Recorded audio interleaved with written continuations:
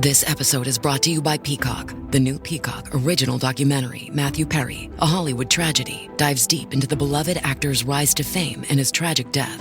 5 people, including Perry's personal assistant, 2 medical doctors, and an alleged Hollywood drug dealer known as the Ketamine Queen, were charged with conspiracy to illegally provide Perry with the ketamine. Explore the details of the case in this heartbreaking special, streaming now only on Peacock.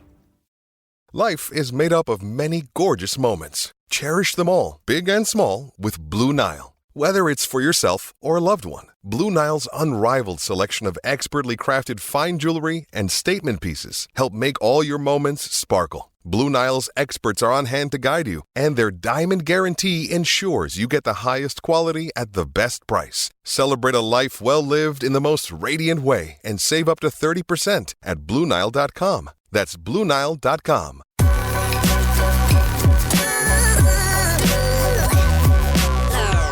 The following is a presentation of the Belly Up Sports Media Network.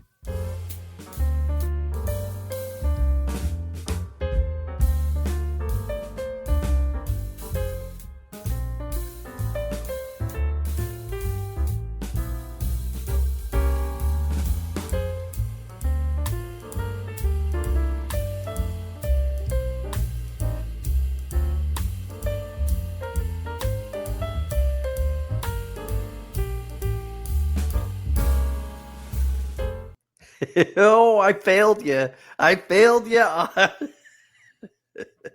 Sir, you are no longer my co-host. I'm sorry. I'm sorry. Welcome to the Saturday brunch edition of No Credentials Required, where you don't need a press pass to talk sports. We are proudly presented by Belly Up Sports. My name is Ryan McCarthy. I'm one of the co-hosts. To my right is a man who survived NHL trade deadline yesterday, Dustin Henry. Dustin, how are we doing today? I'm doing all right. I'm happy to be in the seat with you. It is one of the highlights of my Saturday mornings. Excited. Yes, I survived the NHL trade deadline, but I'll tell you who didn't. My co-host on Seahawks Sessions, once Daniel Smooth, was not happy with what the New York Islanders did at the deadline. And we got into another trade that you and I are probably going to discuss on this show. There's some football happenings, even though it's the off season. There's always news in the NFL, but I am thrilled to be here with you this morning, sir. I am bright-eyed, bushy-tailed. How are you today? Equally as bright-eyed and bushy-tailed. Just this week was a busy week for me. I just went on some hopefully good news about some stuff outside of the podcast. So you'll have to tell me post-show. I will tell you post-show. In the meantime, we're here to talk about here's what's on today's agenda for the Saturday brunch. We're going to talk about parts 1 and 2 of Charlie Hustle and the case of Pete Rose. That's from it's a HBO sports documentary that was released last year. Pete Rose passed away around the same time it was released. So it's just lots of details. We're talking about the movement, all sorts of movement in the NFL that happened this week. I've got a little bit of a thing with the with AF1, with Arena Football 1. Kickoff starts in a couple weeks, but there's some happenings that happened this week that weren't very great, and I've got some things to say. Yeah. And we're also talking about our favorite athlete to wear the number. What number are we on? 17. 17. I was going to say, I hope it's 17 because that's what I was. I put 18. I'm an idiot. I put 18 in the description on Facebook and Twitter and YouTube, but that's okay.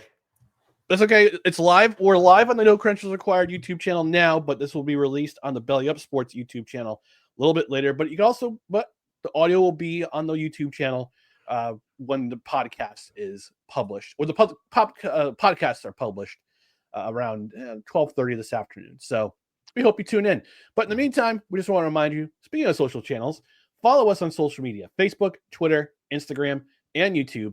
And also check out our other podcasts and written articles on bellyupsports.com. On the podcast side, you can subscribe to the podcast wherever you find podcasts, including Apple Podcasts, Spotify, Spreaker, Amazon Music, iHeart, TuneIn, Pandora, and the aforementioned YouTube channel. And also, please go ahead, hit that notification bell, get that notification. That way you know when show announcements go up, when new video clips go up, anything related to the show, hit that subscribe button. Also, when we go live, so hit that subscribe button. Make sure you're notified. Make sure you're notified so you can tune in and comment. On the podcast side, rate and review. A 5-star rating would be helpful. A review would be helpful if you're on a platform where you can leave a review. On Spotify, leave a comment. That way you know that you're paying attention to the show and you're subscribed to the show. And we're a live show Saturday mornings, 10 a.m. Eastern for the Saturday brunch edition, although we're a little bit late today. That's okay. Things happen. And we're on Tuesdays, currently Tuesdays at 6:30, but after Dustin's bowling league ends, we're moving it to Mondays. Time to be announced. So stay tuned for that. And we want you to participate. This is a live show. We love participation. We love that people participate in the show. It drives the algorithm. It drives viewership. So I've been missing this sound for the last couple of days, but my non-existent watch is telling me something. Yeah, I believe it's chime time. It is chime time.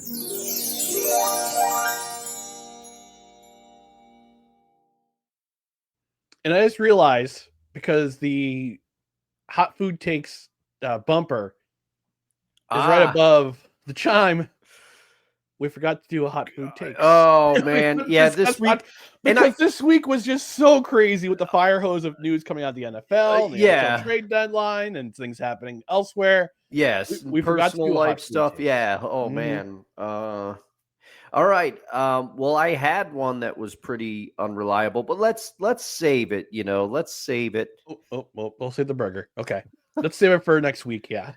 yeah. Because I don't know if I would have to check in with you to see if you even partake in what I was going to throw out there. So, all right, we'll save it then. We'll save it for another time then.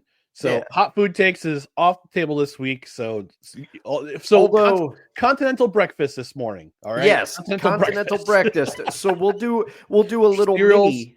Yes, cereals, bagels, toast. yeah. They got the waffle maker in the back sometimes if you're lucky.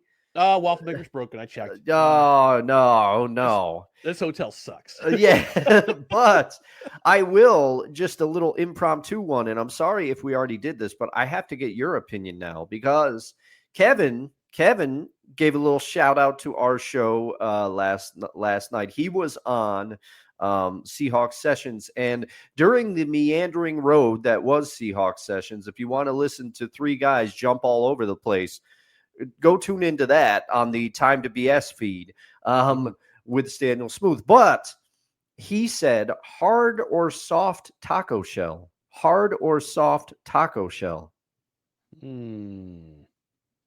I'll give you time to pontificate. I'll tell you what I said. I said that if you had asked me this when I was a kid, I'm hard taco all the way when I was a kid. But as I've gotten older, I much more prefer the soft taco shell now. That's my go-to, with one exception. If we're talking Doritos Locos Tacos, I'm getting a hard shell, and I'm getting that nacho. All right. Yeah, I'm in the same boat as you. When I was a kid, we didn't have soft tacos when we were a kid. When we were kids growing up, my mom. Yeah, actually, I think you're right about that. Yeah, it wasn't a thing. It wasn't a thing until I became an adult, where it's like soft shell tacos. I'm like, what the freaking soft shell tacos?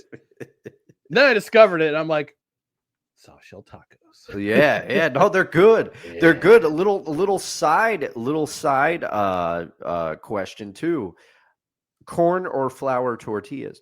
Flour. Corn is garbage. Flour. Yeah. Corn is garbage. Yeah, corn's not good. You can make good homemade tortilla chips with the corn ones. Yes. But that's about all they're good for, in my opinion. I know a bunch of people are going to be in the comments. They're going to tell me the corn ones are authentic. I'm sorry. I'm a flour boy. I'm a flour boy. I don't know. Copyright, Ryan. Copyright. Yeah, I mean, flour for me. You know what's low-key good breakfast? What's that? Low-key good breakfast are the soft shell tortillas with some hard-boiled eggs. What you do is that you tear the tortilla in half. Okay. Get yourself a hard-boiled egg. Wrap it in the tortilla. Boom. You got your carbs, you got your proteins. It's a hearty breakfast. It's a healthy, hearty breakfast. And it's a quick grab and go. I like that. I like that. It is. I actually have a story for you when it comes to hard-boiled eggs. No. Oh, yes, I do. Yeah, we got this. Is actually, you know what? Let's bring it up. Yeah, we kind of morphed it in. There we go. We kind of morphed it in. Thank you again, Kevin. Thank you again. Thanks, Kevin. Use the inspiration for hot food takes. Now and he saved us this week with his question and shout out last night on Seahawks Sessions. Thank you again, Kevin. Yes, thank you, Kevin. If you're watching, listening, we're hoping you tuning in. So I was trying to save money, right? This is back about 15 years ago. I was trying to get out of debt. I was making sure I was. I didn't want to buy breakfast every day because I'd go to my sandwich guy, Russell, down the street right down the road, and I was trying to save myself some money. So I figured, all right, let's boil some hard-boiled eggs. I'll bring them to work. I'll eat them at my desk. Not a problem. Forgetting that one of my coworkers was pregnant. Oh. And I started eating my hard-boiled eggs at my desk, trying to be a good boy. And all of a sudden, and she's pregnant at the time. My friend Lisa, shout out Lisa. Lisa, one of my favorite coworkers of all time. She stands up, and she's about. I'm in. Let's see. So there's we're row of cubicles. I'm the third one up from the window. She's in the back. She's in the back on the left-hand side. So she's 2 cubicles back on the left-hand side. Yeah. All of a sudden, she stands up. She goes, "Who the hell is eating hard-boiled eggs?" I took my hard-boiled eggs and I ran to the atrium. There was one person you did not want to mess with. It was Lisa. Oh man. She's a fireball, man. She was one of my favorite coworkers, but if you got on the wrong side of her, she would rip you a new one. And man. And not only was she one of those types she would deal you a new one, she was also pregnant at the time. Yeah. So I did not want to piss off a pregnant woman. Yeah. And make her throw up in her waste paper basket. So I just hustled out. I hustled out to the atrium. I shoved those eggs down. Oh man. And I went back to my desk trying to hide the evidence. Oh man, you probably didn't feel too good after that either.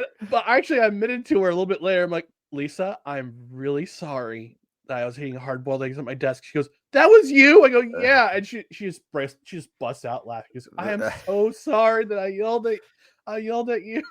Like, I didn't mean to yell on purpose. I was just I'm pregnant and this and that." And I'm just like, "Lisa, it's okay. This will be a great story someday." And it is. Yeah, here we are. Here we are. I have to clip that and maybe send that to her just to say, remember this, remember that. She'll always remember that story too. It's hysterical. But yeah, she was one of my favorite coworkers, and that's a great story about her. Yeah, so soft shell tacos all the way, flour tortillas all the way. Yeah, because they make better burritos too. Yeah, because you don't want a corn tortilla in your burrito. No, they break apart. Yeah, they don't. This is one of the hot food takes where we just agree across the board. I'll still eat a hard shell taco. I'll still eat one. And like I said, Doritos Locos tacos, forget it. I'm getting, Staniel was like, I might order some Taco Bell last night, and that's what spurred this conversation. No. So, my God, he's in his 20s though. He's got time to learn that Taco Bell is not great. I'll still eat it once in a while. Every once in a while, you get a craving for it. You get after it. I was never a fan.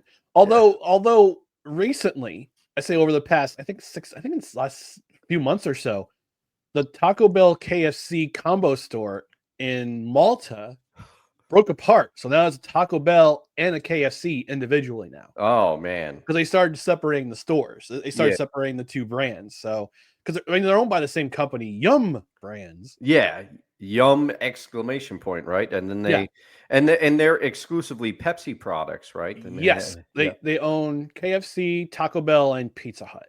Yeah, and they're all Pepsi brands. Isn't that Yum Company like a subsidiary of Pepsi? I think there's something with that. Like You know what? Real-time research. It's an unholy marriage, you know.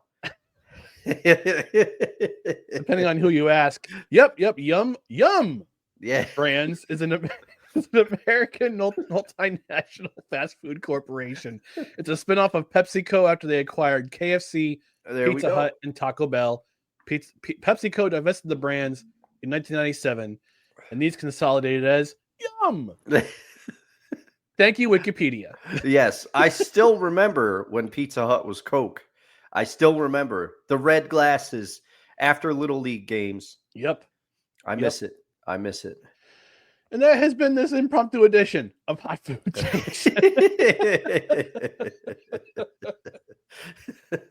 We got to see the bouncing bun this week. We didn't think we would, but we did. We're live, folks. We're live. All right, we're going to get to our main topic of discussion for the Saturday brunch. We're going to review Charlie Hustle and the Case of Pete Rose, episodes 1 and 2. Full admission, I watched episode 1 last night after I got home from having a couple of Steve Weisers with a friend of mine, my friend Steve. Right. That's what I call him. That's why they called Steve Weisers. And I watched part 1 last night. I watched part 2 this morning before the show. That's why I was running a little bit late, because I had breakfast and I had watched that, and I had to get my coffee because I ran out of Invader coffee. We'll talk about that in the break. But this was I was kind of curious to see where this docuseries would go. Yeah. Interestingly enough, it's produced by J.J. Abrams, which I didn't know it was produced by J.J. Abrams. I know J.J. Abrams from because I saw Bad Robot production. I'm going, Bad Robot? What do they have to do with baseball? I guess apparently J.J. Abrams is a big baseball fan. So. Oh, okay. But yeah, I mean, it's and I'll look at J.J. Abrams Sports. Let's see what he's doing here. Yeah. Let's see if there's more. I did not catch that. So as usual, you have a more observant eye than me. But while you're researching, I'll be curious to hear your thoughts, because I'm excited to watch episodes 3 and 4. Yes. And see where they take it. And anybody that is listening, watching, whether you're watching on the replay, whether you're watching live, listening, etc., we're going to be reviewing episodes 3 and 4 on Tuesday. So you got the weekend. You got the weekend to watch with us and play a little catch up if you want to watch 1 and 2, which I would recommend. So yeah, we're about to dive into it. But what did you find out? I didn't really find out much. Okay. It's Gemini Google's AI Gemini said he has no involvement in sports, but it's like, but Bad Robot produced the docuseries. I'm all sorts of confused. But like I said, I don't know if he's a big sports fan. I don't know if he's a big baseball fan. Mm-hmm. It might be the reason why Bad Robot produced it. But yeah, I mean, we'll find out. I mean, I'll find out soon more enough. But yeah, let's talk about this. So Dustin, let's hear your thoughts about. Let's start with episode 1. Okay. So I thought, because I have to preface this, okay? I remember Pete Rose more as a manager than as a player. I never got to see Pete Rose play. I've only seen the highlights. I've only seen.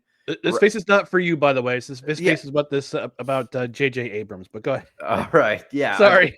No, it's okay. I've only seen highlights of him as a player, and everybody knows the Ray Fosse story and things like that. But I thought what they did a great job of, there's some things that I didn't know. So the main thing that I took away from episode 1 is they do a good job, a very good job actually, of setting up the unreliability of Pete Rose as a narrator of his own story. Mm-hmm. Okay, so but they come right out in the opening sequence of episode 1 and they show his stats.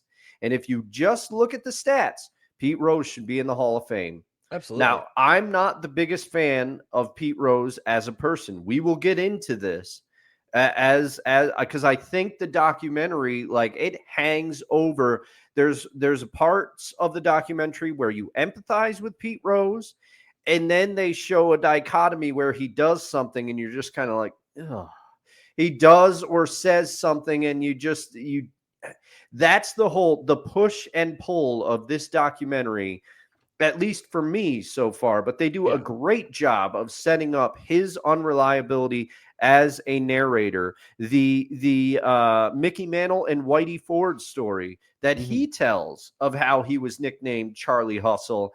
And they're like, oh, he was like, oh, they respected me. Did you see how Charlie Hustle beat us today? That's what they said. And then they cut to a reporter who was like, no, they were mocking him because the ball's going. Yeah, because look, Charlie Hustle out here trying to showboat us in spring training. Yeah, because the ball's going, the ball's already out of the park, and Pete Rose jumped up the wall to try to get it. They were mocking him. That story, and then the Pete the monkey story.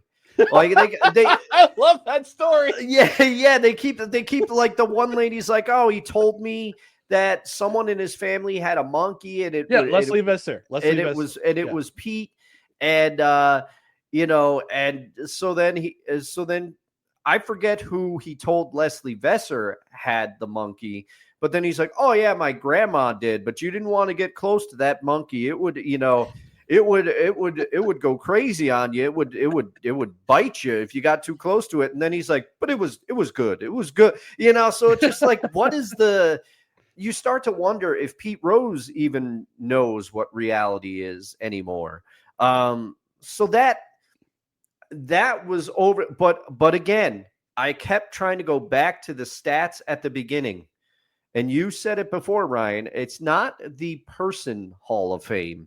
It is the baseball Hall of Fame. And by his stats, and he'll tell you, he'll be the first to tell you, believe me, that's part of what rubs me a little bit the wrong way about Pete Rose. He'll tell you, but he belongs in the Hall of Fame based on the stats. But the other thing that episode 1 did for me that I really didn't know, because like I said, I didn't get to watch him play. I just remember him as a manager when he was managing the Reds and everything blew up. I remember all that stuff. I did not realize the Big Red Machine is widely considered to be one of the greatest baseball teams of all time. But I didn't realize that they kind of had their struggle to get over the hump at first. I thought the documentary went in, did a good job of setting that up, and also by proxy showing Pete Rose's impact and the Reds team. Obviously, the Reds team. I'm not trying to overinflate Rose's importance here, but he is the focus of this documentary. Right. His relationship to Cincinnati is kind of like Barry Bonds in San Francisco. You talk to anybody in San Francisco, Barry Bonds is beloved. You talk to people outside of San Francisco, completely different relationship for the majority of people. And I had some of those same feelings as they were setting everything up. And they were interviewing Marty Brennaman and others in this documentary. Pete Rose in Cincinnati, he's beloved. He gets a hall pass. You talk to people outside of Cincinnati, some people have a different feeling about Pete Rose.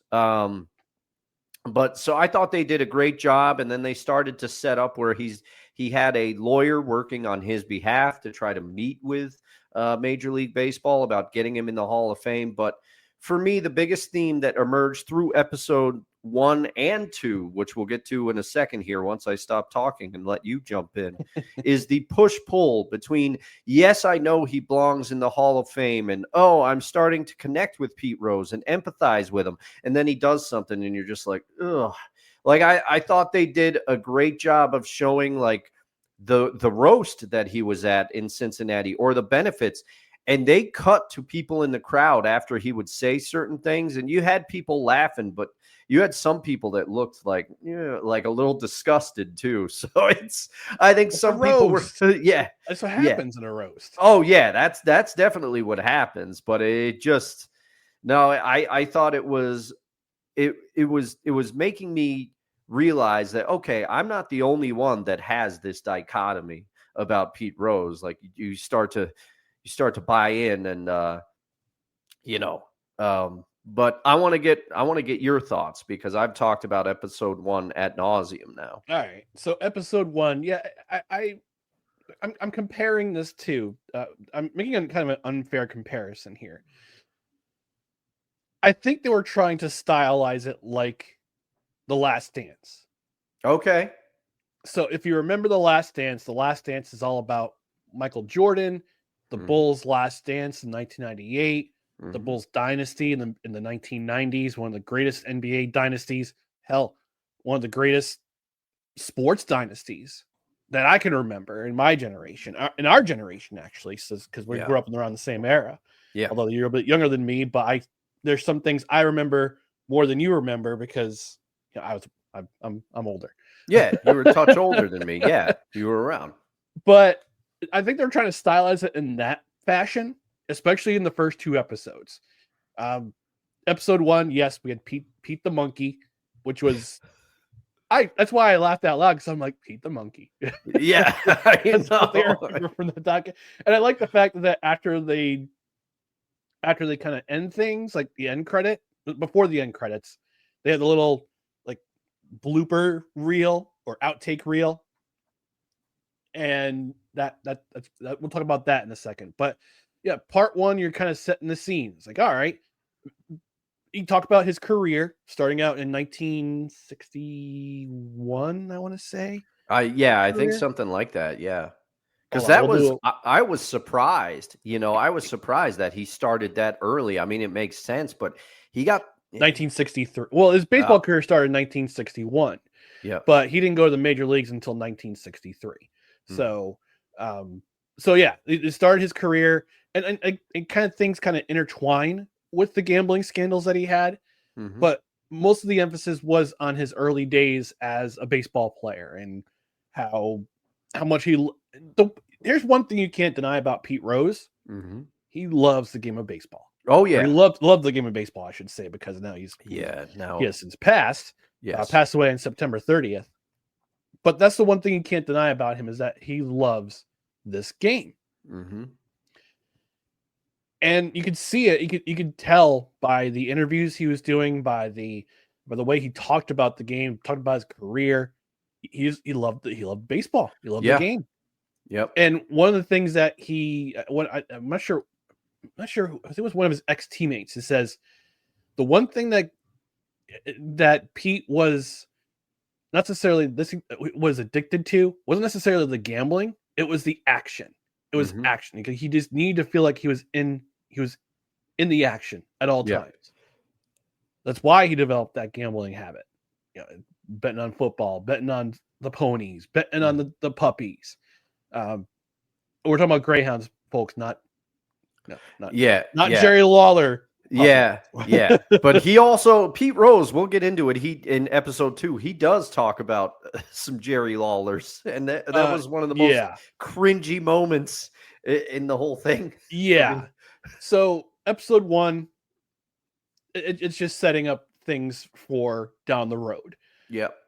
Episode 2, you start to get into the Reds teams of the 70s and how dominant they were. They bring in George Foster. They bring in Joe Morgan. Yes. They develop Dave Concepcion and Tony Perez. Yep.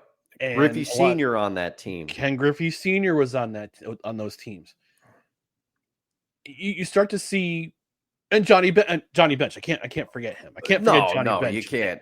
You can't. And it's funny that you see a clip of Johnny Bench being asked about Pete Rose, why Pete Rose should be in the Hall of Fame, and it cuts to a black of and the letters on the screen.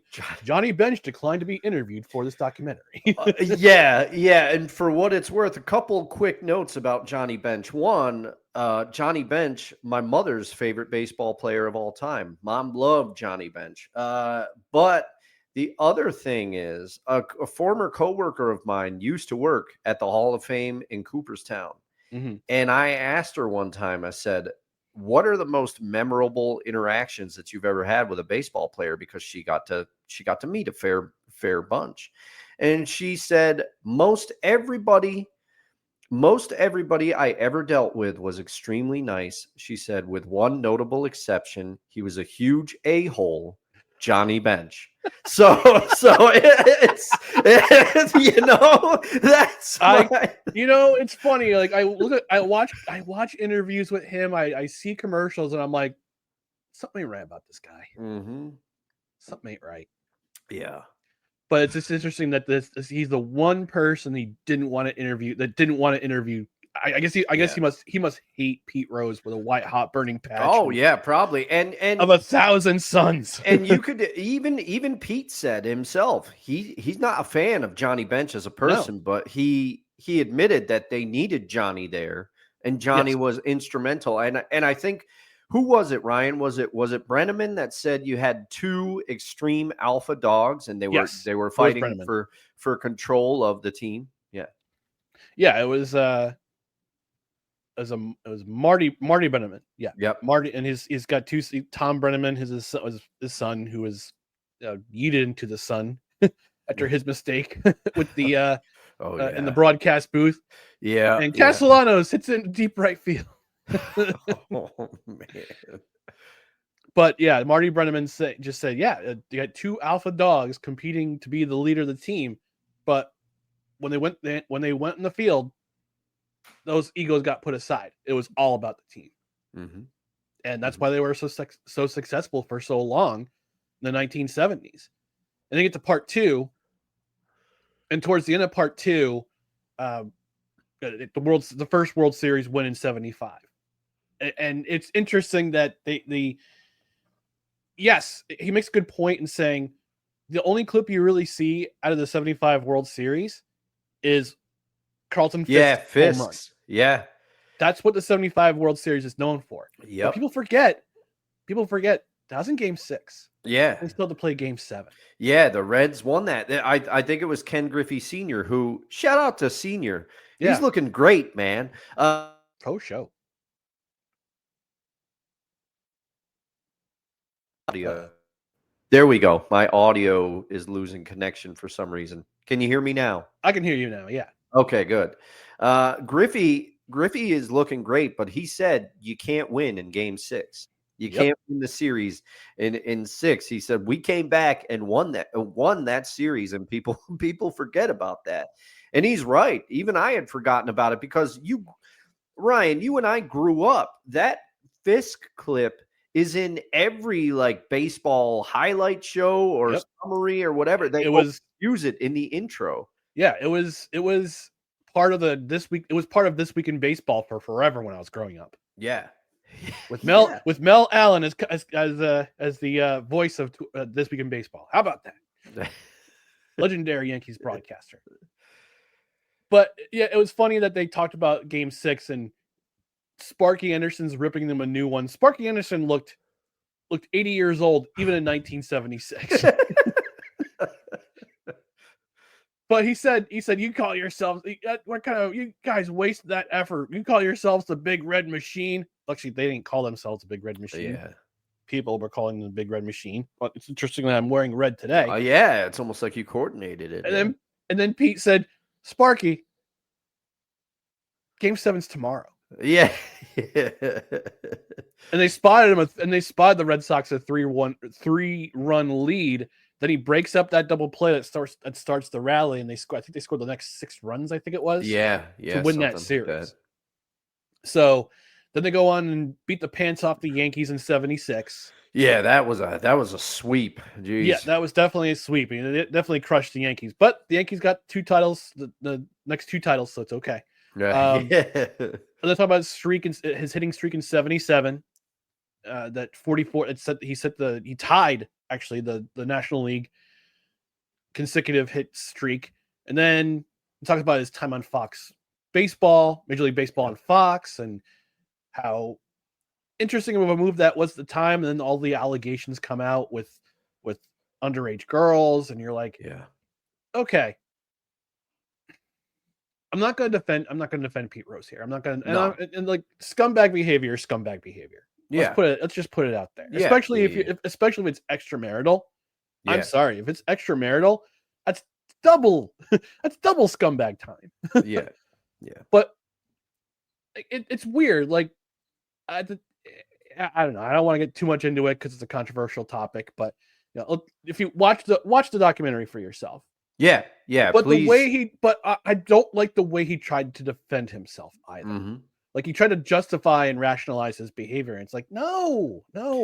And he even tried to defend himself too. It's like, my wife was with me in spring training. Yeah, and then he just dropped it.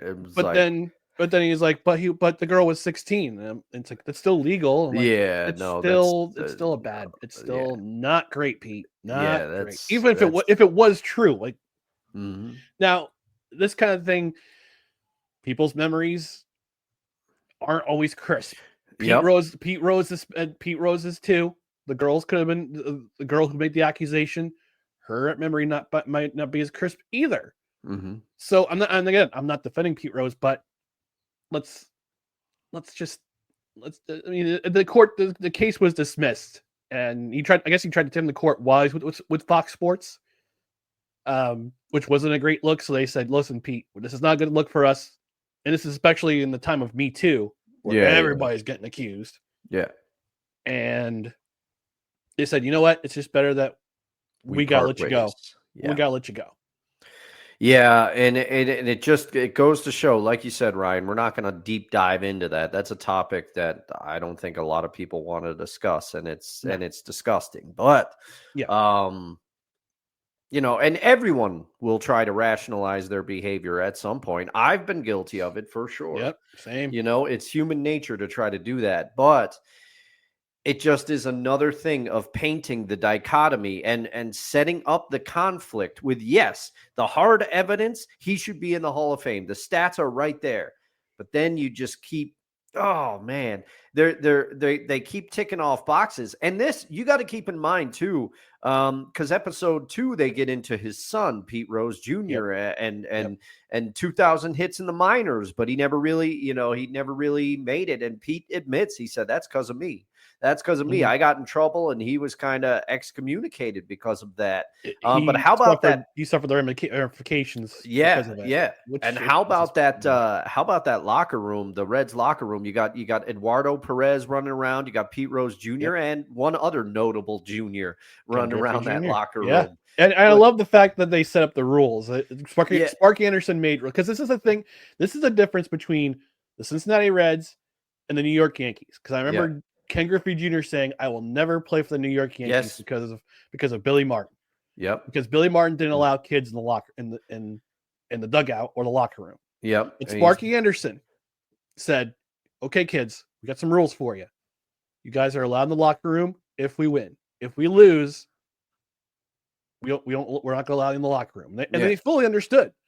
And then he had Eduardo Perez saying, they won a lot. Yeah, he said, luckily in the 70s, the Reds won a lot. But there's a moment for me, and I almost don't want to shout it out, but it just continues to illustrate the point, and I'll be interested to see if it carries over into episodes 3 and 4. And also with the hindsight of, we know Pete Rose passes away after this. We know he talks openly. If they let me in after I pass away, what's the point? Because I'm not here to enjoy it, basically, is what he said. And he kind of said, if I remember correctly, he said something like, I don't want it to happen like that, but there's a moment, and I think it was Marty Brenneman's wife. She comes to say hello to Pete Rose, and Brenneman's there. And Pete Rose says, quote unquote, keep in mind, I'm quoting Pete Rose here. He says, quote unquote, still got them jugs.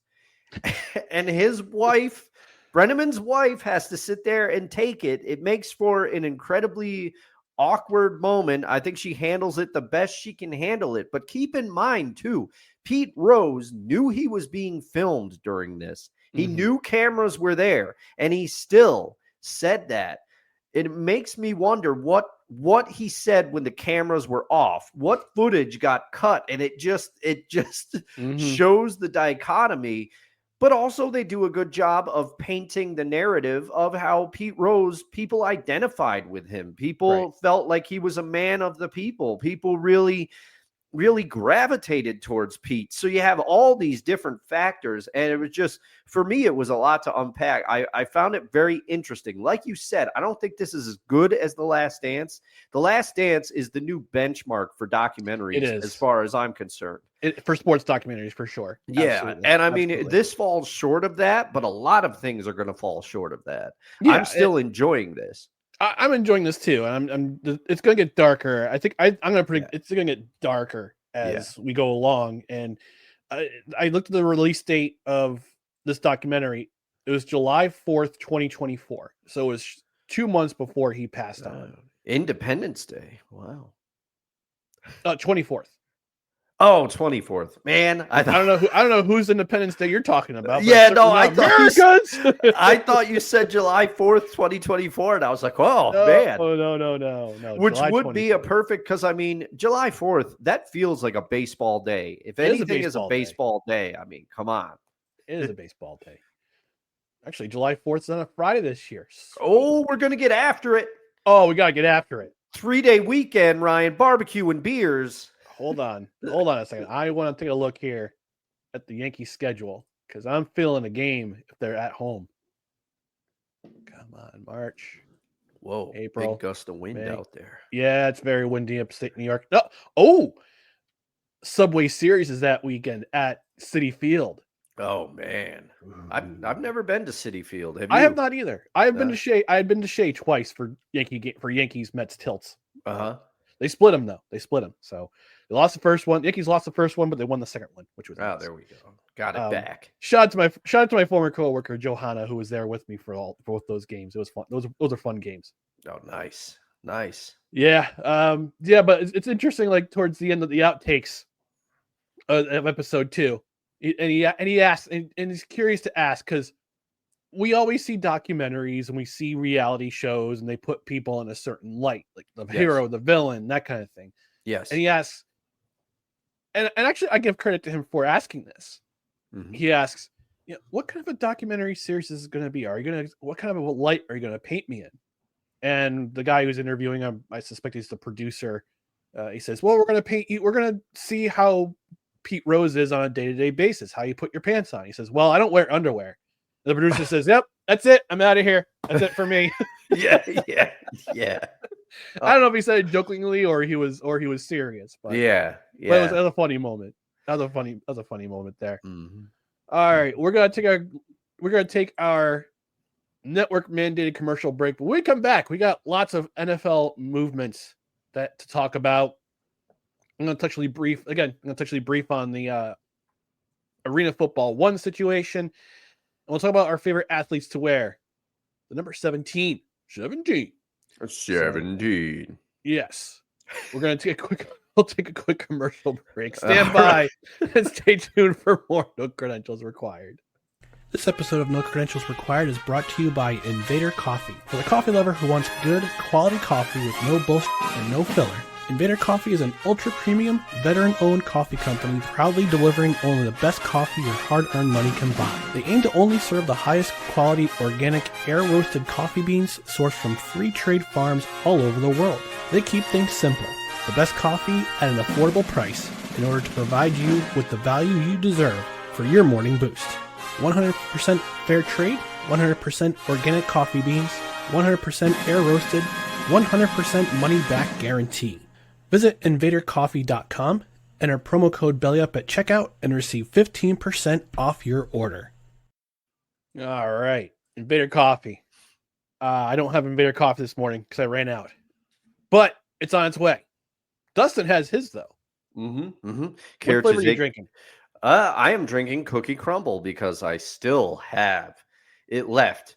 And I have been alternating between Donut Dealer, which, Ryan, you said you bought a bag. Have you had Donut Dealer yet? I have had Donut Dealer before. It is delightful. And on last week's program, I said that I would, in addition to buying my next pound of coffee, I'd also buy a bag that they will give to a veteran. And here's your proof. Nice. Donut Dealer, one Donut Dealer whole bean. It's on its way. And buy a bag of coffee for a deployed military member. That's on its way too. So I'm a man of my word. I stick to my word. Promises made, promises kept. Yes, and I will also do that the next time that I need to refill my Invader coffee stock. Right now, I have a couple bags, so it might be a minute, but I will do that as well. And be like Ryan, everybody. Did you notice he used the promo code there? Yes. Belly Up for 15% off the order. Do that. Use our affiliate link. There's great flavors of coffee. They have a couple K-cup varieties. I'm going to get some for the office. I like to keep it in my drawer, little private stash for when I need a little pick-me-up. And I have tried a number of flavors of Invader coffee, and I've liked them all. And I'm not just saying that. I have been pleasantly surprised by each flavor. This coffee doesn't have the bitterness. In my opinion, they do the flavor just right. If you get like the cookie crumble, it's a snickerdoodle flavor, but the snickerdoodle does not overwhelm the coffee. You still get the coffee in there. They've been a long time sponsor of the show. I was drinking it before I became a part of this show. Can't say enough good things about Invader coffee.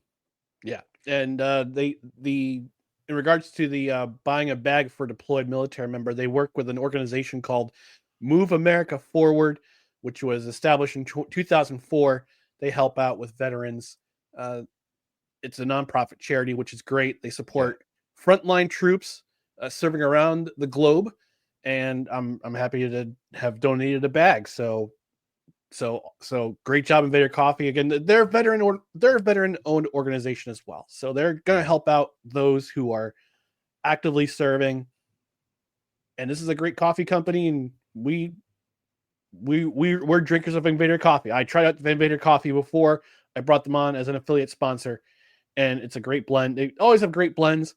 Nice, smooth coffee, low acidity. That way you don't have to put all that junk in your coffee like cream and sugar. You can just drink it black, and it's delicious. And in addition to all the different blends they also have cold brew coffee.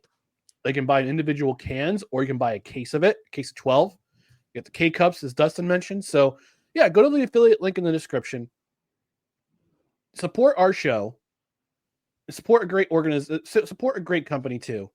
And also, get some money off your order with 15% off by using promo code BELLYUP. They're affiliate with Belly Up Sports as well. So check it out, InvaderCoffee.com. It's fantastic stuff. Like all the products on this program, it gets the no credentials required seal of approval. The yawn is always perfect there. The yawn he's got going. I love it. We'll get some comments in the comments section from our friend of the show, Playmaker, saying, "Morning, no creds, bro. It's been a minute. Hope your fellas are doing great." He's just dropping in while taking a quick break at work. Yeah, we appreciate you stopping by, Playmaker. Yeah, and Playmaker, you're just in time too for some NFL news too. Yeah, for sure. Which I'd love to get your thoughts sometime on the trade that the Seahawks just pulled, and also congratulations on the success of Ramily Talk. Talk. And for keeping Matt Stafford and confusing one Colin Cowherd. I won't talk about it. You really are getting after him for that. I love it. It's a reoccurring theme. This is like the 4th show you've mentioned it. I don't hate the guy, but it's just like, why? Yeah, sometimes people get desperate, trying to. I mean, it's got to be hard to come up with content every day, but we do it twice a week. We're still hanging on. Yeah, that's right. Right, Colin Cowherd. All right, NFL player movement before free agency. We had a lot of stuff. We had a lot of player movement happening. Actually, Dustin, I do have some breaking news. Mm-hmm. Where's that breaking news? Ooh. Where are you? It's a great bumper. There you are. All right, breaking news.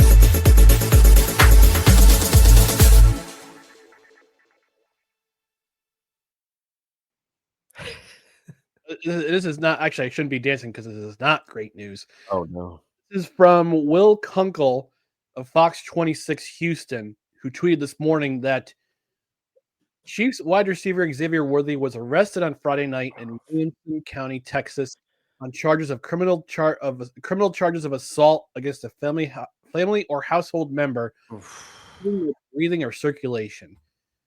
Wow. This is the second year in a row that a standout wide receiver for the Kansas City Chiefs have gotten into legal trouble. Rashee Rice, here got himself some legal trouble in Texas, and now Xavier Worthy is now being brought up on charges of bad things. So this is just a bad. Now it's still young. This is still young. This news is still fresh. It's as of 9:39 a.m. Eastern, so it's about an hour and a half old. So it's still developing, but like this is just crazy stuff. Yeah. That's the, and you know, not to bring it into the football realm, you know, and kind of disregard all the legal things, but me as a Seahawk fan, I have to wonder because I don't know if you heard, but the Seahawks, DK Metcalf put out a trade request, and there has been interest from the Kansas City Chiefs in the past. With this news, who's the Chiefs' number one receiver? They already lost Rice last year because of his troubles and then his injury.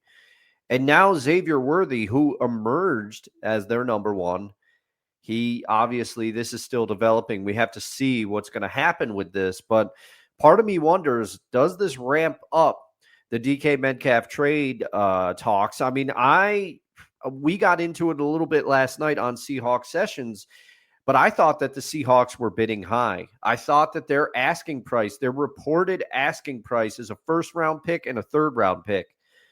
And I said, that's too high. DK's 27 years old. But the wide receiver market, I mean, Deebo Samuel was traded to the Commanders for a 5th-round pick. And Christian Kirk was acquired for a pick lower than that. So the wide receiver market has kind of been established, but so I thought that the Seahawks were bidding high with DK Metcalf. They were making an offer an asking price for DK that no one will come forward and grab. But that way the Seahawks can say, hey, we tried to honor your request. We didn't get a trade partner. So here you are. Staniel's in the camp. He thinks DK is going to get an extension. I think Kevin agreed probably too that DK was going to get an extension, but this news has some impact. And again, I'm looking only at the football side of it. Do the Chiefs go out now and try to acquire DK Metcalf? I hope not. I don't want that to happen because I would like DK to stay in Seattle. But you know, this news, we'll see what happens moving forward. But yeah, this is a problem for the Chiefs for sure. Yeah, this is a big problem. Hopefully, you know,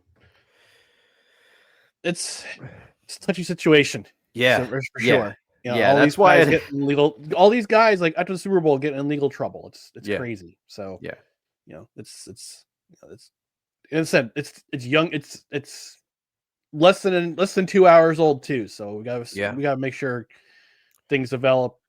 And you know, there was a I don't know. Anyway. I don't want to get too deep into it, but it was just news I just wanted to share on the show. But there's more player movement before free agency. We had a lot of trade requests, releases happening. Also extensions. Max Crosby now is the highest paid non-quarterback player in league history with a crazy extension of 3 years, right? 3 years, $106.5 million with a $91.5 million guarantee. Max Crosby. Congratulations, sir. Yeah, congratulations. He is the face of the Raiders. He personifies their team perfectly, and supposedly, again, I don't want to keep bringing it up, but we talked about some of this stuff on Seahawks Sessions last night. Supposedly, Seattle was trying to get the Raiders as part of this Geno Smith trade, which we will get to. They tried to put together a package to acquire Max Crosby, and the Raiders, this was prior to the extension. Reportedly, the Raiders politely said, no, thank you. So which I don't blame them for that. No. So he was about to make 2 years and 40. He had 2 years, 2.8 million remaining on his previous contract. So this is according to Spot Track. So he's now in the books for 5 years, 149.3 million through 2029, 91.5 million guaranteed and this is what they said in the tweet, for practical purposes. I don't know what that means. Maybe it was just an editorial. This is a massive statement in Las Vegas. Yeah, it is a massive statement because he's the best player. He's currently the best player on your team. Yeah, for sure. Right now. And he showed that he's been the best player on your team for the last 3 seasons. Not just on defense, but on offense, but not just overall. Yeah. Overall. On the entire Raiders team, and he's a Pete Carroll player. He's the type of player that Pete Carroll wants. So, Pete coming in there, and also, Tom Brady's influence for what it's worth. They're trying to build their own identity down there in Oakland and or in I do it all the time still in Vegas. And we'll have to see what other chips fall, because Tyler Lockett was released. And does Pete Carroll go and try to get Tyler Lockett? Because by all accounts, he still wants to play. Shout out to my favorite number 16 from last week. Appreciate everything you did, Tyler. Yeah. Second all time behind Steve Largent in most Seahawks receiving stats. Anytime you're doing that, you're doing something special. So, yeah, and playmaker in the chat saying Raiders got the quarterback for the now. Yeah. And he also says, don't be alarmed if Davante Adams is linked to the Rams. I think I saw a tweet saying that he wants to play for either the Rams, the Chargers. I can't remember the third team. Oh, could you imagine him on the Chargers, though, across from Ladd McConkey? I think that'd be good for them. They've got the cap space. Yeah. They got the cap space to do it. So that's a surprising thing. So is that they have all this cap space. And let's see. There's a tweet from Mike Garofalo. Let's see. Oh, okay. So the Jets pick that pick that went to Seattle for Geno Smith. Yeah, the third round originally belonged to the Jets. Okay. So it's Davante Adams could go anywhere. I wouldn't be shocked if he winds up in California, because that's where he's from. Yeah. I mean, that makes sense. He could want to, kind of return home in a way, and he's going to want a good quarterback to get him the ball, though. I mean, he played with, to put it politely, subpar quarterbacks in Vegas / Oakland for his years there, So, I mean, no disrespect to Derek Carr. I think Derek Carr is better. Derek Carr gets a lot of garbage. A lot of people have a lot of things to say about him, but I'm not necessarily talking to it. But Davante Adams had Gardner Minshew throwing him the ball, AOC, a couple other quarterbacks, Aiden O'Connell there. Yeah. Yeah. Other player movement or rumored to, or news of player movement, Trey Hendrickson from the Cincinnati Bengals. He has been surprisingly allowed to seek a trade. Yes, that is what I was thinking of before the show. You reminded me, and I was about to say Mike Brown cheap again. They could be clearing cap space to keep T. Higgins for a big extension, which is why he's been allowed to seek a trade, and why they released Alex Kappa for no apparent reason this past week too. Yeah.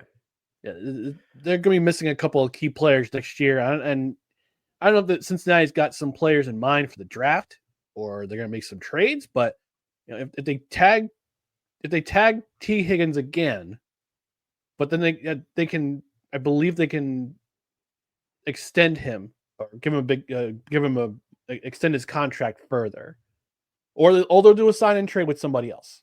Yeah.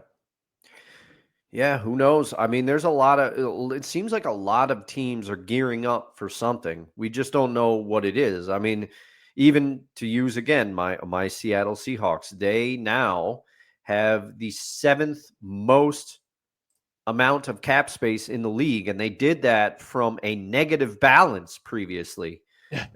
Partially the Geno Smith deal clears some cap space. They restructured Uchenna Nwosu's deal, cleared some cap space. So there are teams, and the Seahawks are far from the only ones doing this. Teams are gearing up for moves. We just don't know what they're going to be yet. A couple of things have happened. The Tyler Lockett release clears some cap space. So this is going to be an entertaining offseason, I think. We've already had a lot of news, which we're going to continue to get into here.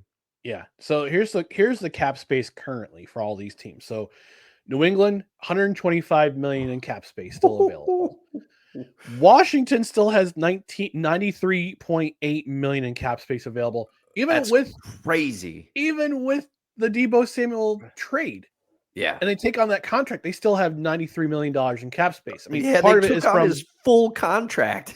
I mean, part of it is Jonathan Allen being released because he saw it. He wanted to seek a trade. They couldn't find a trade partner, so they just released him. So his contract's off the books.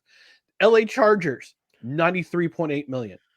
Arizona, $77 million. Pittsburgh, $63 million. Minnesota, $63 million. Tennessee, Seattle, $62 million in cap space now. Yeah. Jacksonville, the Rams, which I thought had I remember the last couple of years have been the negatives, but they have $55 million in cap space to play with. So they could certainly re-sign. They could certainly sign a guy like Devontae Adams. Yeah. Although I suspect be on a minimum, not a minimum deal, but it could be on a fairly cap-friendly deal. Yeah, it would have to be because he's not – Devontae's still very good. I think he showed that when he was not injured with the Jets. Still has his moments, but he can't command the high-dollar deal that he once did, at least in my opinion. No, and I think he turned 30 during the season last year. Okay. So continuing on, Cincinnati, the Raiders, the Lions, Dallas, the Giants, Chicago, Green Bay, Indianapolis, Denver.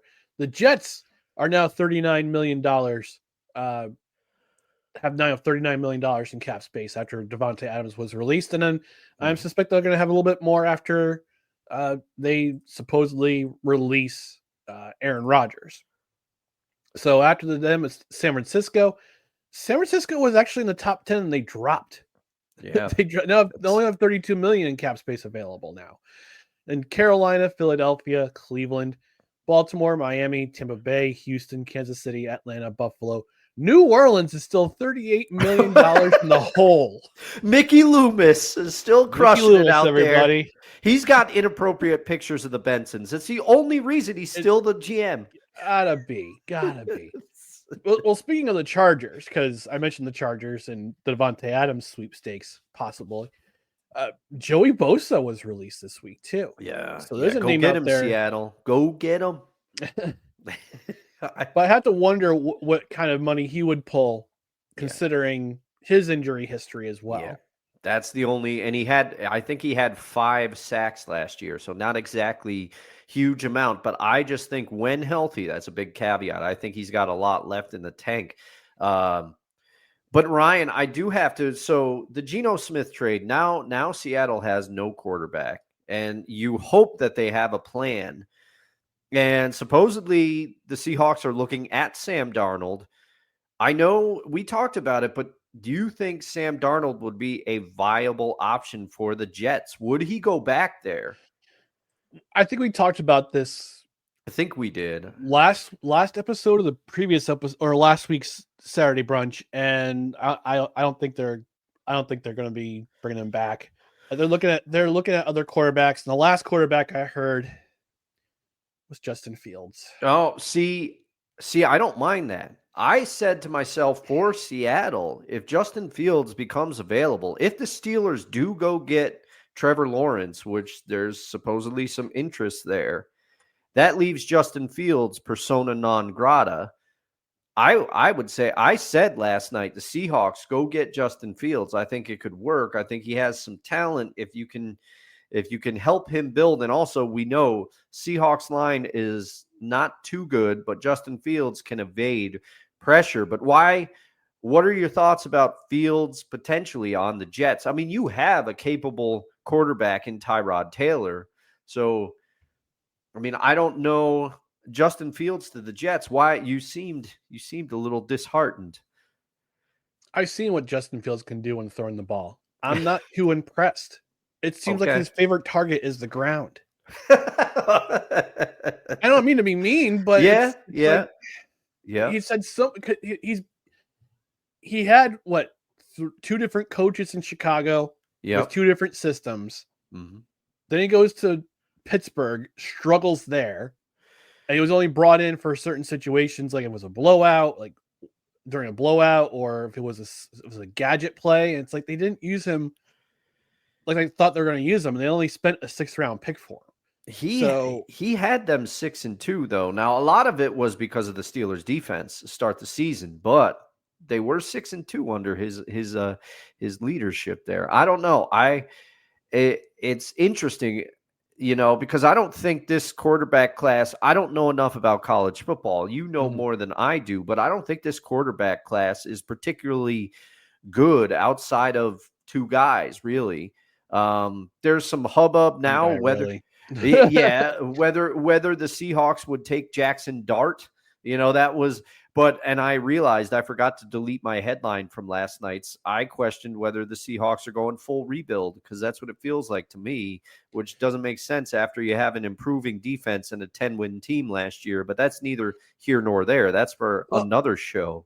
Well, but you got Sam Howell as your quarterback, but I have to wonder if Seattle is going to build for the future, because there are some guys, there are some serviceable players, quarterbacks out there who could make a splash. I mean, Kyle McCord from Syracuse is projected to be a top day 2 pick. He certainly won't be a first round. Jackson Dart's out there. Cam Ward is the number 1. I think Cam Ward will be one of the top 3 or 4, one of the top 3 or 4 picks. I think. Yeah. I think it'll be either Cleveland or the Giants who get a guy like him. Yeah. Shadur Sanders. I think there's just more. It's more about his last name than his play on the field. Granted, the last couple of seasons in Colorado, he's been a decent quarterback, but I think it's more who he's associated with and the name he has than his overall play. My opinion. Okay. I don't have enough.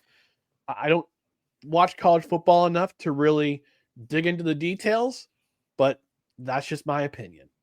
Okay. I'm with you. Of the releases, I don't know how I've turned this into like a panel show. Of the releases, are there any players out there that you are hoping the Jets would go get? Like, do they go after Jason, who was released by the Commanders, and add a piece to that defense? I don't know. Allen or Jonathan Allen. Yeah. Why did I say Jason Allen? Jeez, I went back. Or Jared Allen. Oh my God. Yeah. I was all over the place. I think they would take a flyer on Jonathan Allen. Yeah. Because they need help on the interior. They bled rushing yards last year. Like they could not. They after they traded. Who was it? They traded Denver. I can't remember. I can't remember his name. Real-time research. Here we go.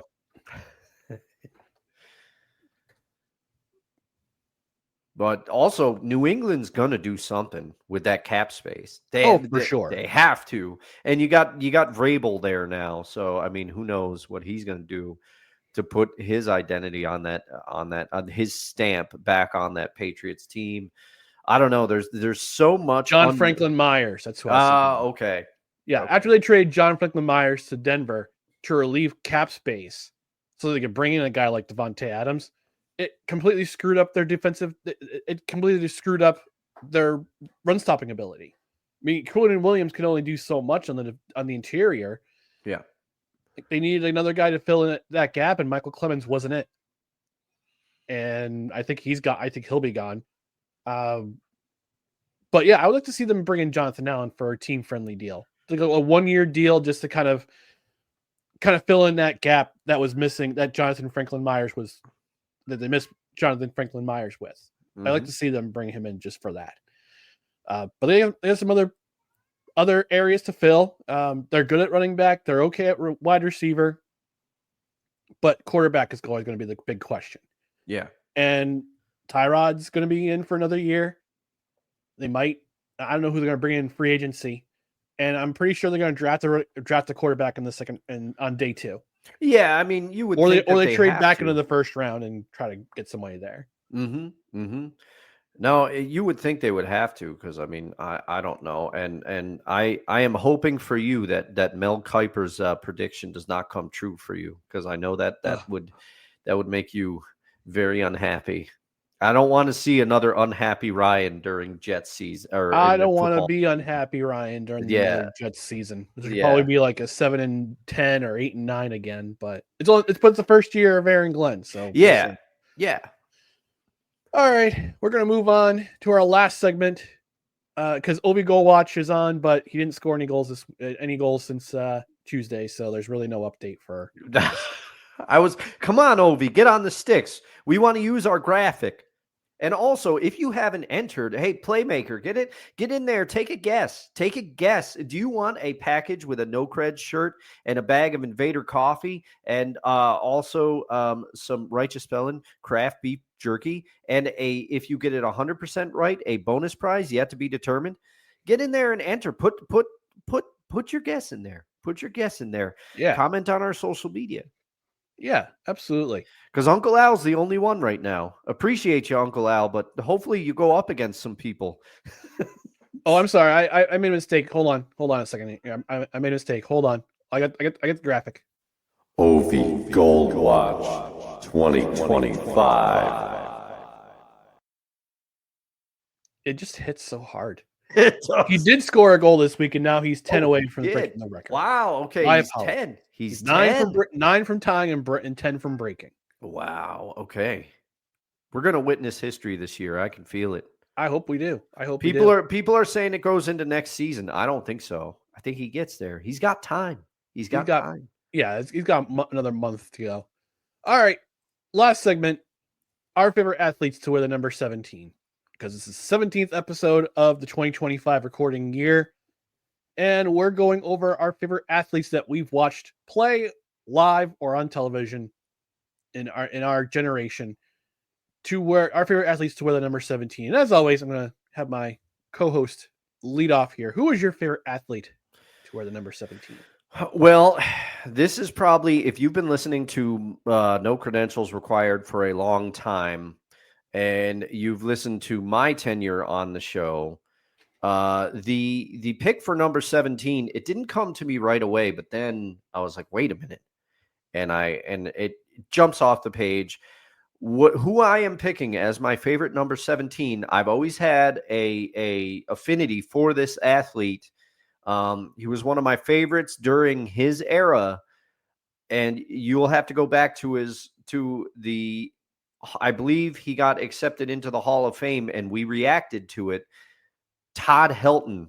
Yes. Todd Helton is my favorite to wear the number 17. I loved watching Todd Helton play. I don't know why. He hit like 369 home runs or something like that.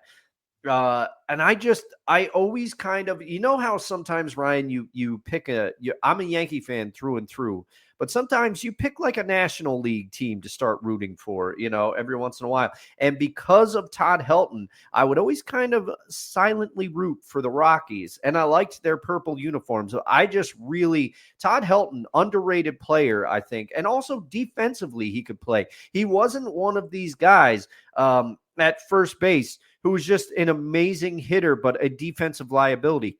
I'm looking at you, David Ortiz, but Todd Helton. What's your protein shakes? yeah.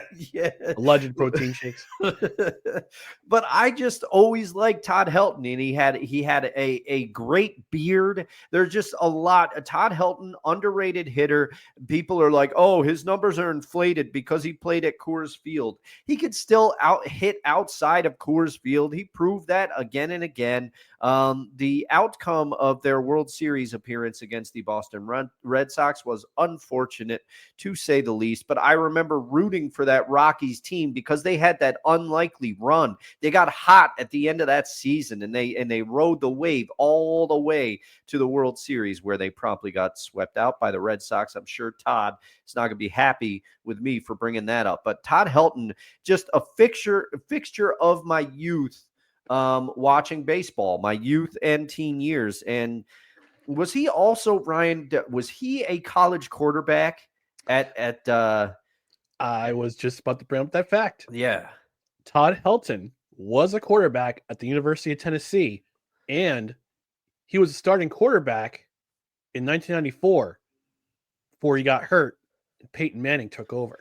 Oh, yes, that's right. Okay, I knew he was a college quarterback. I just couldn't remember where. So obviously, multi-talented athlete, and just, I don't know much about Todd Helton, the man, but as far as a baseball player, I felt that he was underrated, great player, and I just really enjoyed watching Todd Helton, and I always rooted for him. So he's my pick for my favorite number, 17. There you go. And I tried to bring up a photo of Todd Helton and Peyton Manning, but the Denver Post won't let me view it unless I sign up for $1 for a year. No, thanks. You, Denver Post. Yeah, no thanks. That's too rich. No, because I know I'll forget to unsubscribe, then I'll be charged like $50 a month. So, yeah, that's what they do. Bad Denver Post. Go to the corner. All right, my favorite athlete to wear number 17. I'm gonna go basketball. All right. Yeah, so I'm gonna go with basketball. I don't make many basketball picks. I know for certain numbers I'll have basketball picks. Oh yeah, for sure. I mean, Dennis Rodman was number 10 for me. Yep. But number 17, and this is gonna be a name that brings some people from the 80s and the 90s back to it. Chris Mullin. Oh man, Chris Mullin. I was like, are you about to go Mario Ellie? I was wondering. I was like, oh no, man.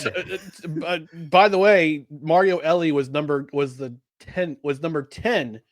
in my top pro athletes to come to the Capital Region. Oh, okay. I didn't realize he had Capital Region ties. Albany Patroons. Oh, that's right. Oh, wow. I believe he was coached by George Karl. Yeah, because George Karl and Phil Jackson both coached the Albany Patroons. Man, I miss going to the Patroons game when I was little. Special shout out to you, Dad. Thanks for taking me to those games. Yeah, so let's see. Yep, spent 2 seasons with the Albany Patroons, earning all CBA first team honors in 1991. I think George Karl was the coach of that team, if I'm not mistaken. But yeah, Chris Mullin, going all the way back to his days at St. John's. New York kid, played for St. John's, who back in the 80s who are always mentioned in the conversation of college football elite teams, because the Big East was such a great league back then. And by the way, I missed the OG Big East with Georgetown, Syracuse, St. John's, Providence.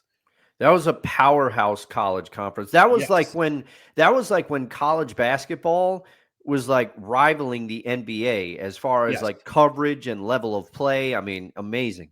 And the Big East could have been it could have been a great conference if Penn State were to join. But Penn State didn't have a great basketball team. They were a football school. So they could have been part of the Big East back in the 80s, but they said, no, you don't. Your basketball team is bad. You go away to the Big Ten. A dismissive hand wave. That's pretty much what it was. And you're a state school. We are proud private Catholic. We are proud Catholic private schools. We're going to just you unwashed masses go to the Big Ten. Oh, anyway, Chris Mullin, number 17. For the St. John's Redmen, now the Red Storm, drafted by the Golden State Warriors, played his entire career with the Golden State Warriors, I believe.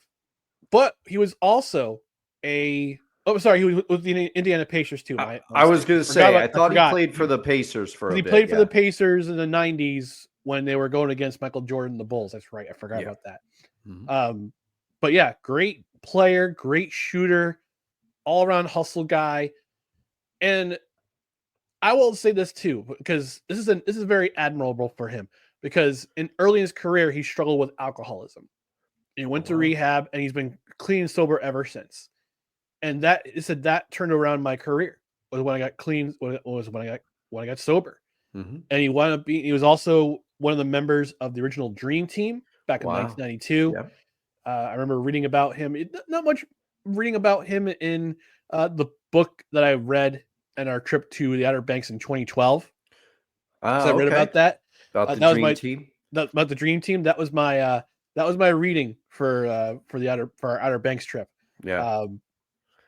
But yeah, they didn't have not much to say about Chris Mullin, but he was a dangerous shooter and just a guy who just kept the teams together. Like he was in that Run TMC with Tim Hardaway and Mitch Richmond and the Golden State Warriors. That team with Don Nelson coaching that team should have won a title or two. That was Hardaway had his troubles with injuries, and Mullin carried those teams. He carried those teams in the 90s, and he got to play with Chris Webber for a bit. And those Golden State Warriors teams, they struggled and then he went to Indiana and had some really good years in Indiana. I think they went to did they go to the NBA Finals in 2000 or 2001? I think it was two. They went to the Eastern Conference Finals against the Knicks a couple times. There was that rivalry. I think they went to the finals in 2000. 2000. That was his next to the second to last year in the league. So they lost to the Lakers in 7 games. But he was a part of those teams that went very far in the Eastern Conference in the playoffs in the late 90s and 2000s. Mm-hmm. And let me just see. Yeah, there were and look, oh my gosh, the list of Hall of Famers to come from that NBA from that 2000s, those 2000 finals. Listen to this list: Kobe Bryant, Shaquille O'Neal, Reggie Miller, Chris Mullin as players, coaches, Larry Bird, no exception. Yeah, Phil Jackson and Tex Winter, who was Phil Jackson's assistant coach, the pioneer of the triangle offense. And then you have two officials, Dick Bavetta and Hugh Evans, who also went to the Hall of Fame. Mm-hmm. So Chris Mullin from 85 to 97 played for Golden State. Then from 97 to 2000 played for Indiana, and then went back to the Golden State Warriors in 2000, 2001. That was his final season. Also a coach at St. John's. Didn't fare too well at St. John's. Coached for them for 4 seasons. But in college, he didn't wear number 17. He wore number 20. Okay. But he wore he's mostly known as number 17 for the Golden State Warriors and for the Indiana Pacers. So I gotta say though, the Indiana Pacers back then, the 90s and 2000s teams, those pinstripe uniforms, they're clean. Yeah, I like them. I do. Yankees, a lot of Yankee fans get very touchy whenever another team wears pinstripes. They're like, pinstripes are a Yankees thing. And ironically, both our picks for our favorite number 17, because the Rockies had those pinstripe uniforms as well for a while. And I thought in both cases they look good. I like those Pacer uniforms. They're good. Yeah, they're clean. They were clean. So if you're, leave a comment about your favorite number 7, your favorite athlete you watched to wear the number 17, whether it be here or on our other social pages or on the Belly Up Sports YouTube page a little later on today.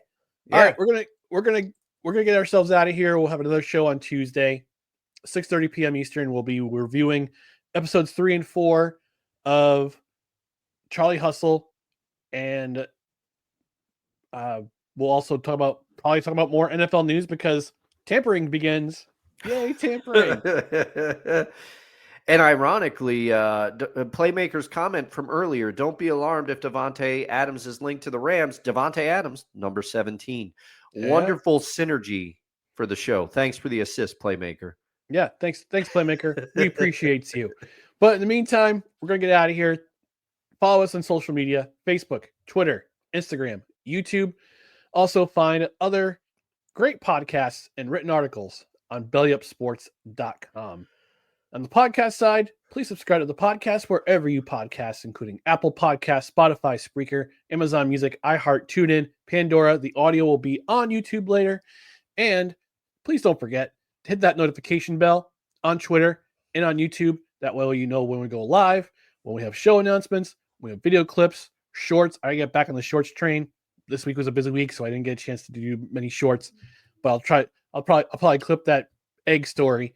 Later clip on. The egg story. But subscribe and follow us on social media. On the podcast side, rate, review, comment.